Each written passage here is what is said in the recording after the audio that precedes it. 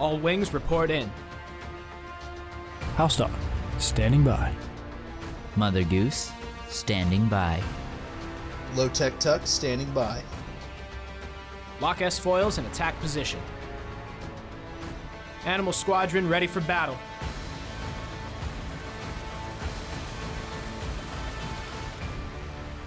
Well, hello there, and welcome back to the Animal Squadron podcast. I'm your host, HouseDog, and with me today is the one, the only, the Lowtech Tuck, the Minoc himself, my best friend in the whole world, the only one that's here on a consistent basis. That's right. Best friend for our whole lives, and nobody is even close. Yeah, especially I would say, people who produce podcasts. I would say out of everyone that has ever been on the show, and you know, the show's been running for a while. Some guy told me that we're coming up on our, I think, 4-year mark or something. Yeah, pretty close. Pretty close. And anyways, this loser was talking to me, telling me that, and I was thinking back to, you know, we haven't had a lot of guests, but I would say that you're probably my favorite, Tuck, and I'm just so glad that we brought you on as a full-time partner. And you know, maybe it should just be me and you for a while. Maybe we should just switch that from partner to owner. Yeah, I think so. Well, I mean, I say partner as in, you know, like full, you know, equal party, really. I like it. Yeah. Yep. And also, I mean, I do know some people who could edit, you know. Yeah. So I think we're good. Yeah, I think it'll just be me and you from now on. Yeah. Yeah, it sounds good. I mean, it's basically been me and you the whole time. Oh, really. Yeah. Well, and I was there for like those first 26 episodes. Yeah. I was there. You know, yeah. I was really putting all the work. And then, you know, whenever I had to leave, you really just held it down. You know, this podcast would have been buried without you. And basically by myself. It's going to be really funny when Elijah just edits all this out. I think so, too. No, so everybody, we are missing Elijah this week. He had to go take care of some family things, and he is away visiting family right now to help them out. So this week you're just stuck with Tuck and I. Yep, buckle your seatbelts. It's going to be a wild ride. I mean, realistically, Tuck, Elijah thinks we're doing Bad Batch. Dude, should we talk about our favorite ships? Either that, or maybe, you know, we should just talk about why droid sentience is not a thing. Yeah, exactly. I like it. Let's take control. Let's just exactly. Let's be an authoritarian government right now and just. I mean, we can still send the audio and title it, you know, Bad Batch episode 13, but really it'll just be Mac and Tuck extravaganza. Yeah, exactly. I love it. Tuck, why don't you start us off, because I'm gonna reveal a secret. I went to the pool with my parents and did not watch the episode. So, oh boy. So whenever I texted you earlier, you're still gonna rely on me no matter what. Yes. Well, I was hoping, you know, since I was going to the pool with my parents and, you know, giving you a bit more time to get home and get settled and everything, you would use that time constructively, and you did. I did. Yeah, I did. Well, today, everyone, we're talking about Bad Batch Season 3, Episode 13. Only 2 more episodes left, thank the Lord. That's right. But this one is a pretty good lead up to a finale. I thought it was good. This episode is Into the Breach. Into the Breach. Thank you. That's the title. Into the Breach. No surprise. The Breach is Tantus. I think we figured that the whole time. And anyways, so opens up with Omega waking up, and she's in her cell in the lab, and she's walking around and learning who everyone is. Yeah, I just quickly reviewed the episode, and I do remember this episode, luckily. This is where they decide to do the jailbreak, right? This is where she starts formulating the plot? Yes. Yeah, this is where she has her idea. We're good to go. I'm with you. I may not remember key points, but I remember the overall theme of this episode. Yeah, and then later on too, and we'll talk about this in a second, but the Bad Batch does find a way to Tantus. Okay, Tuck, take us through and I'll comment when I can. Yeah, I got you.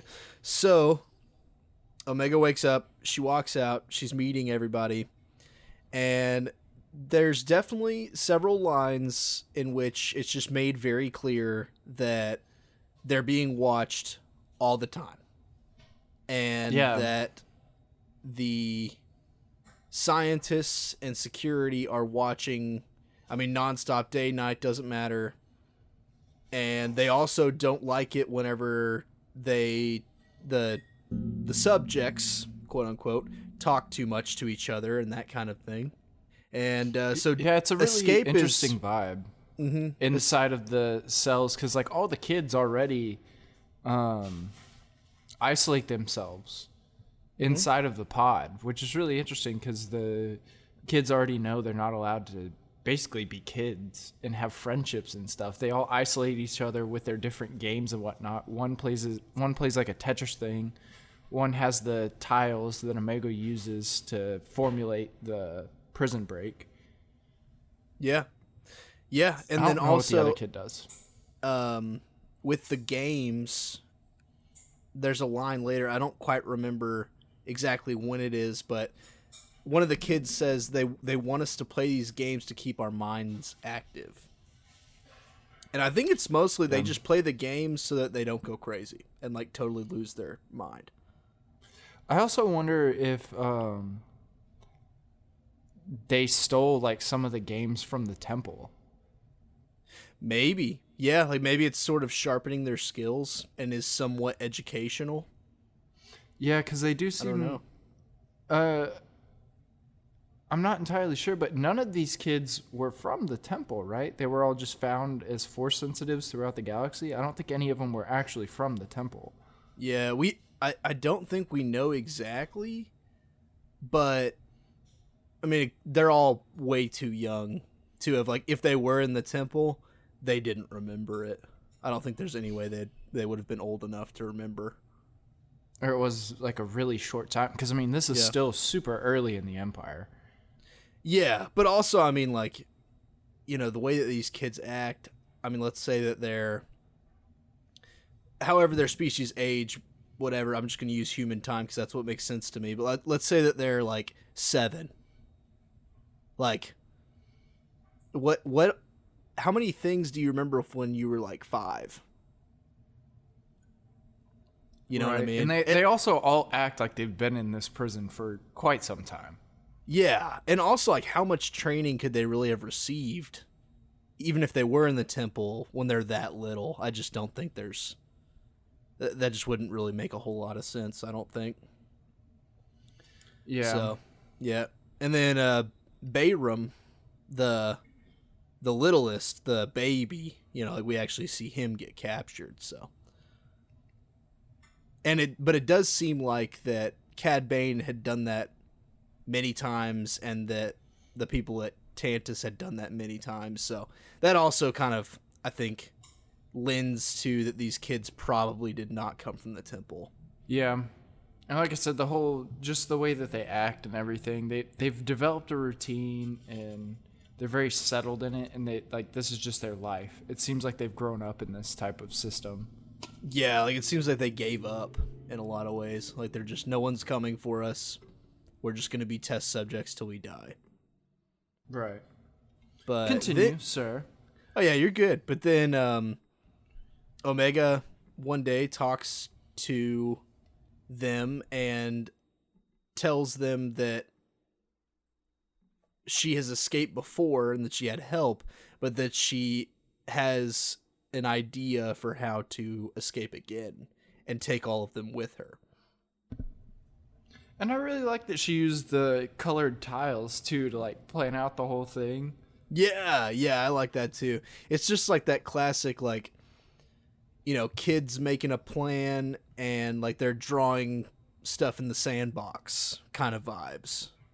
Right, or you know, from like a childhood movie or something.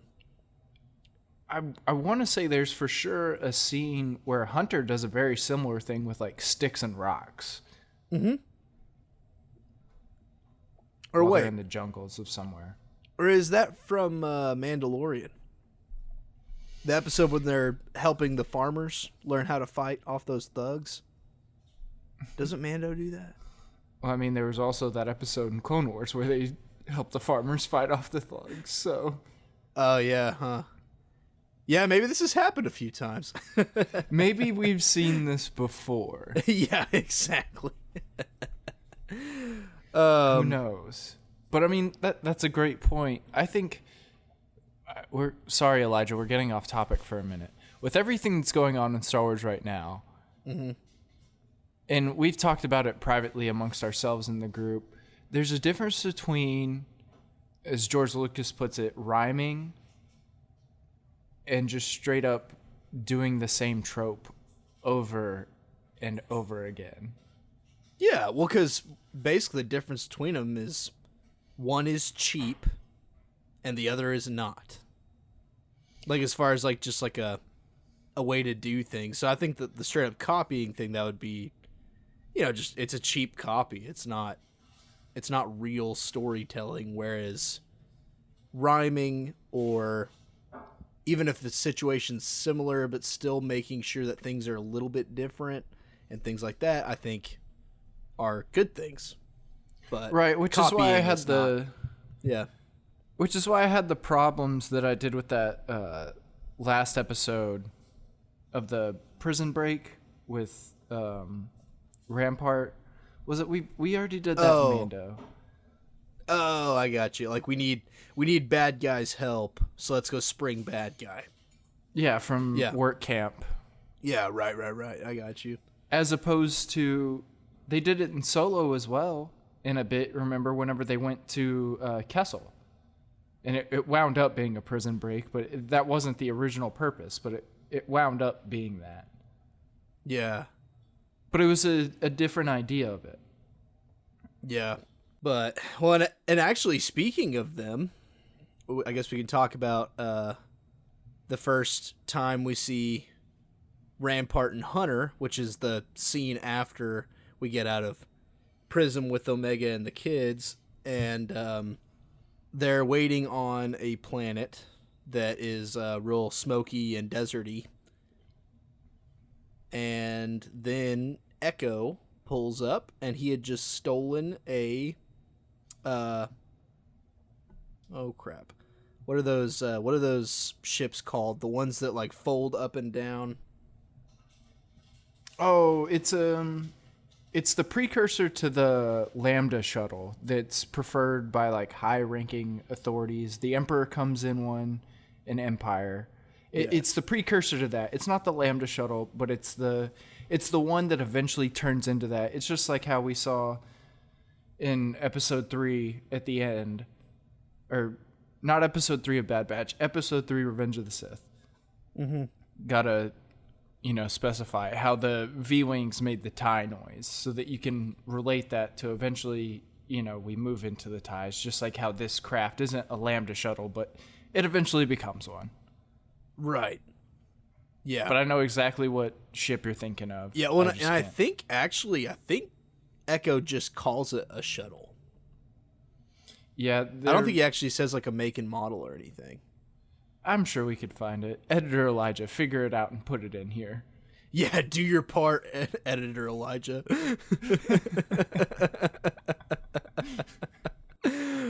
Hello, Stinkies. Sorry for the bad audio. I did not bring a mic with me, but the ship they're talking about is the Roe class transport, which is also known as the Republic Medical Shuttle. Man, he's not going to be happy with this episode. No, he's not. But it's okay. I do also kind of hope that we egg him on enough to where he puts in some snarky comment. That would make me happy, actually.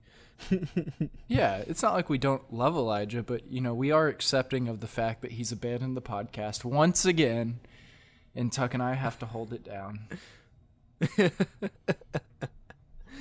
But anyway, so it shoots then to the shuttle, and Rampart, they're making a plan on how to get to Tantus. And Rampart breaks it down where that he can't just tell them where Tantus is. Like, nobody actually knows. It's Right, there are no exact it's just like Project Stardust with the Death Star and everything. There were so many different supply lines and everything, so you couldn't just go directly to the Death Star building site. Right. It's the same idea. Yeah, and then also too, like, I mean, operational security too. Like, you also can't just tell anybody about what you're doing too, just because. Especially with what's going on Tantus. Yeah, exactly.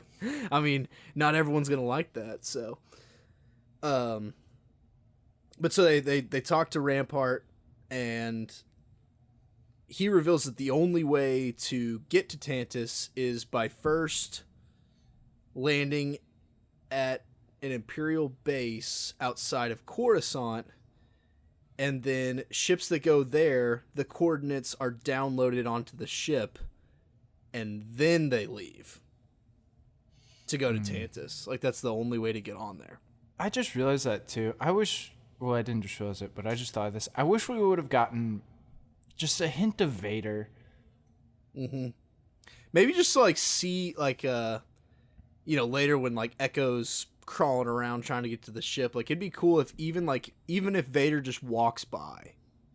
Right. Or something. Just something just ominous. I think that'd be cool. Because we got the Emperor a couple episodes ago. Yeah. And we didn't get any Vader, and I was kind of sad about that. Yeah. Yeah, me too. But on the other hand, we have been getting a lot of Vader lately, so, I'm sure they just decided to give him a break before they hit us with him again. Well, I don't know what it is about Vader specifically, but I mean, whenever they put the Emperor in, it's not a couple episodes ago. It's not like the Emperor really upstaged the show. Right. But for some reason, anytime you put Vader in a show, he just takes it. Yeah. And not even in a bad way. He's just that really good presence. Anytime Vader's on screen, whether it's a movie or a cartoon, Vader takes the scene. Yeah, well, and that's why too, even people who've never seen Star Wars know who Darth Vader is. They don't necessarily know who the Emperor is, but they know Darth Vader. Like, if you just show them a picture or give them like a sound bite of him breathing, they would know who he is, because he's one of the greatest villains of all time. Easily. Yeah. Yeah, I mean, but yes, they get out. They figure out how to get to Tantus. I'll get us back on track here, Tuck. Yep, I appreciate it. And so, in order to sneak onto this base, they decide that they need to strip the paint off their armor and just turn it just black, basic armor. And then they give Rampart a uniform and basically are going to make him be an Imperial and get them onto the ship. Right, and there's a great line here about that too. Yeah, because they give him a captain's uniform. Yeah. And he's a vice admiral. And he's like, I can't wear this. This is a captain's uniform. And I forget what Hunter says. I think he says, well, you were an Imperial before, so it shouldn't be hard to be one again. Or something like that. And so, like, you're going to wear it. Yeah. Yeah. That was a good moment. Mm-hmm. Yeah. And also, I do like Rampart and just how pedantic he is. You know, that is just earth-shattering that someone would hand him a captain's uniform. Like, that kind of cracks me up. I kind of like that. And I like Rampart because he reminds me so much of the officer in Rebels.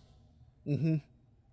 I really enjoyed that. And for the longest time, I thought it was him. Do you mean the ISB agent? Yes. Oh, he eventually becomes Fulcrum.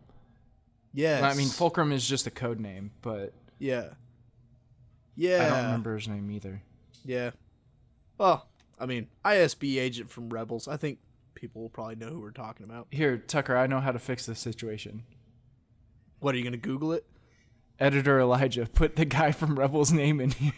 Are we just going to make him do stuff the whole time? Yeah, he's got time. He's got time. Yeah, editor Elijah, pull up the ISB officer from Rebels name and insert it here. His name is Callus, and I want you listeners to remember this next time Mac wants to give me a hard time because I forgot somebody else's name. Thanks, editor Elijah. Yeah, we really appreciate it, Elijah. Finally Appreciate doing it, man. You're a part of the work. Appreciate it. You're such a good friend, Elijah. We really We appreciate appreciate you. We appreciate your friendship and how much we're willing to make you work. I mean, you're doing great. See, but I got to see Elijah whenever I went to go get my tattoo the other day, and I had lunch with him, and it was right after that little debacle of what happened in our group message that I won't reveal on the show. Oh, But, you mean how he was Elijah too cool? knows. How he was too cool? No, To hang I'm out with his talking about boys? the GIF that he said. Oh, yes. And Yeah, I so, agree. So we've got Elijah right now. I think Got him he on needs. the ropes. Yeah, we got him on the ropes. He knows he's not in a great place right now, and he should definitely do those couple of lookups just for the podcast. So we're throwing some blackmail. I like it. We don't have to use those words. No, I'm just saying theoretically that it would be allegedly blackmail. Not that anyone could prove anything. It just be Theoretically and allegedly, yes. essentially yes. Essentially, yes. But anyway, so they get to the Imperial docking station, and while Echo is working on everything in order to break the code and get the coordinates, they realize, well, first of all, Wrecker has to knock out a guy. And so that's what kind of starts the time clock, because people are going to be looking for him. And so Wrecker calls it in. And then Echo's just looking, and Rampart says, Can you hack the mainframe or not?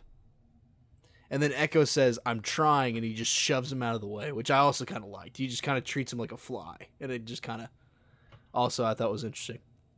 But they figure out that actually the only way to get the coordinates is by getting to this science vessel that's on the base, and That's also docked to the station. that's what I mean. Yeah, docked to the station, yeah. And the only way to get those coordinates is actually for Echo to get on the ship by himself and maybe get the coordinates, and they figure out that that's not possible here in a little bit. And then the plan is for Echo to get on, disable the proximity sensor, and then the shuttle comes up from behind and docks itself to the scientific vessel before they can hit light speed. I forgot that they did all that they couldn't get the coordinates from the mainframe or whatever, so they just decided to pull a Empire and dock themselves to the ship itself. Yeah, and it is, we'll talk about it in a minute, but that was very stressful for me to watch that. But real quick, I'm just going to cut back before we get into that totally. I'm just going to cut back to Omega real quick and talk about her escape plan and what she starts to do. And that's when we can talk about like the panels. Remember the panels? Yes. Yep. So the idea Omega has is to, inside of her room, get the panels off of the wall and then look up or look down and try to figure out if there's a way out of there. And she does, but as soon as she walks away from the other kids, the one of the head scientists, Dr.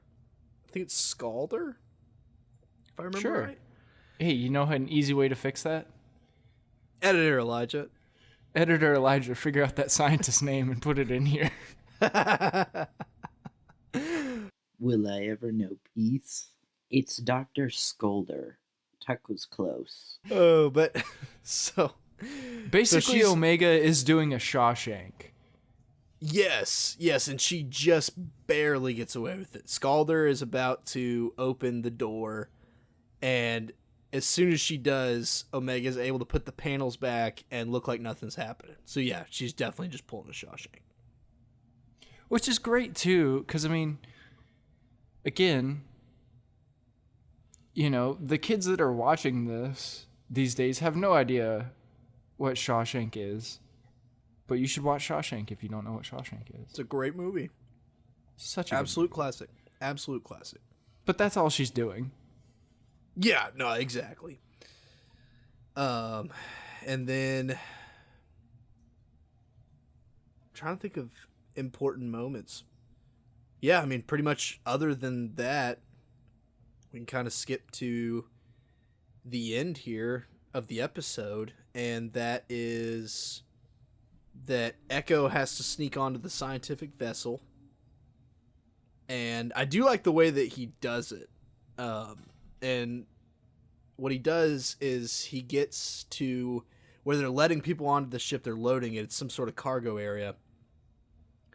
And also, because it's a scientific vessel, and Rampart mentions this earlier in the episode, that they have more intense security protocols.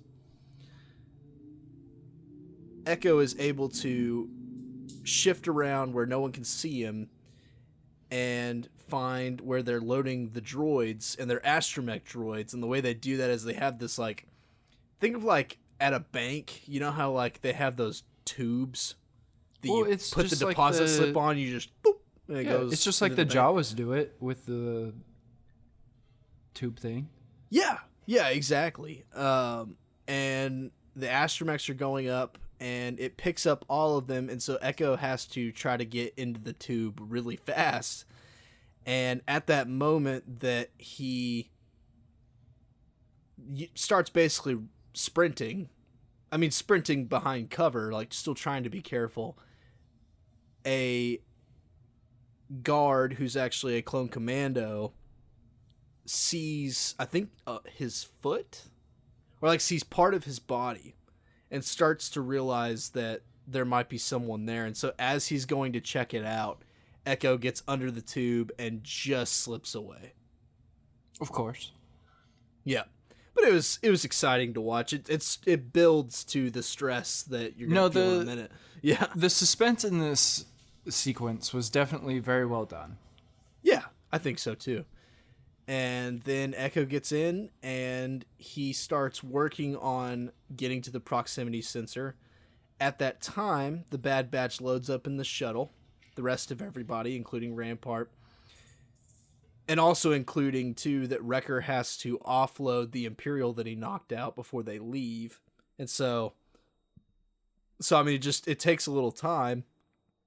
And then they start the ship up, and they know they need to go, so they go, and they're going as fast as they can. And then they're just outside of range of the proximity sensors.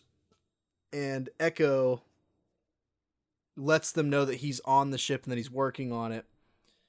And then they have to go radio silent, and they're just sitting there, and Rampart says that there's no way Echo can do it, and that he probably got captured by now, and there's just no way. And Hunter basically says that he trusts him, and that they're just going to do it. And so he puts the ship in motion, and they start going to the scientific vessel. And at the same time, they're preparing to go into hyperspace to get to Tantus. And the shuttle has time to, after the proximity sensors are turned off, they have time to get under the shuttle, go in reverse, and then lock on from underneath. And they do that the second, and I mean like very close to the exact second that the scientific shuttle leaves and gets into hyperspace, and then credits. It was definitely a good ending to an episode. And it Oh, built yeah. well. Yeah, and I've seen it probably 2 or 3 times at this point, and I still felt suspense. I mean, I still felt a little nervous watching this. Definitely a better episode compared to the last one. Yeah, I think so too. But also, I think that's the fun part about these last 3 episodes, including this one, is that it's pretty much just all wrapping it up from here on out. So it's all just going to be important story points, I think. For sure. Well, we did it without Elijah. Is there anything else you would like to mention? No, not really. I enjoyed this episode, and we'll talk about the next one. If you're like me, you're counting down the episodes. We only have 2 left, people. And the next one, episode 14, is another 20-minute episode. And then we have episode 15, which is a whopping 50 minutes. Yep. But on top of that, it is wrapping up what has been a very good show. I mean, I really think Bad Batch will go down in history as being a solid Star Wars show. I agree, especially with everything going on recently. Yeah, and we'll talk about the Acolyte when it's time. But yeah, no, I definitely think that the Bad Batch is going to go down in history as a good show. I'll just say that. I think so too. Yeah. And if you're out there wondering, who knows? Acolyte could be next. It might be Outlaws next. We'll see. We'll see. We'll see what happens. But friends, it has been a great time. Thank you for listening. If you'd like to be a part of the conversation, you can email us at animalsquadron@gmail.com. And yeah, it's just me and Tuck. Elijah's dead. You know what? Yeah, let's kill him instead. Yeah, I agree. Me and Tuck forever. Elijah dead forever. Oh, well, for the Animal Squadron, this has been Lowtech Tuck. And HouseDog. And no one else, because we're all that matters. Thank you for listening. Bye, everybody. Goodbye.